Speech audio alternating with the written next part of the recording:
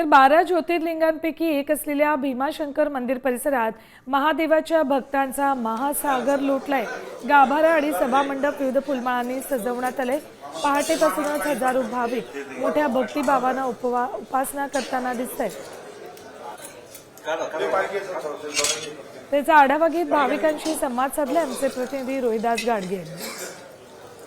12 ज्योतिर्लिंगापैकी एक असलेल्या श्री क्षेत्र भीमाशंकरला आज पहिल्या श्रावणी सोमवार निमित्त भाविकांनी मोठ्या प्रमाणात गर्दी केलेली आहे। एकंदरीत दर्शन वगैरे झालेले खूप छान वाटते आणि आज या ठिकाणी गर्दी भरपूर आहे।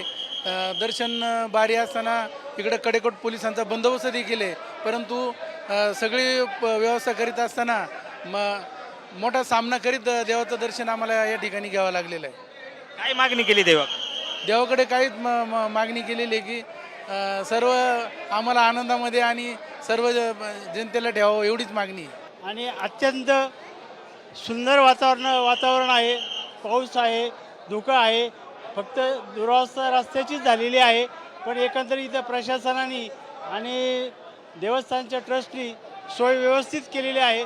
सर्वांना व्यवस्थित रांगेत दर्शन मिळतं आहे। त्याचप्रमाणे सर्व भाविक भक्त इथं आल्यानंतर खूप प्रसन्न होतात आणि इथं आल्यानंतर खूप प्रसन्न वाटतं।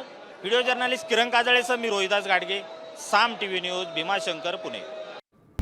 आता isakal.com आहे देशातील नंबर 1 ची मराठी न्यूज वेबसाईट। प्रत्येक अपडेटसाठी isakal.com ला नक्की भेट द्या।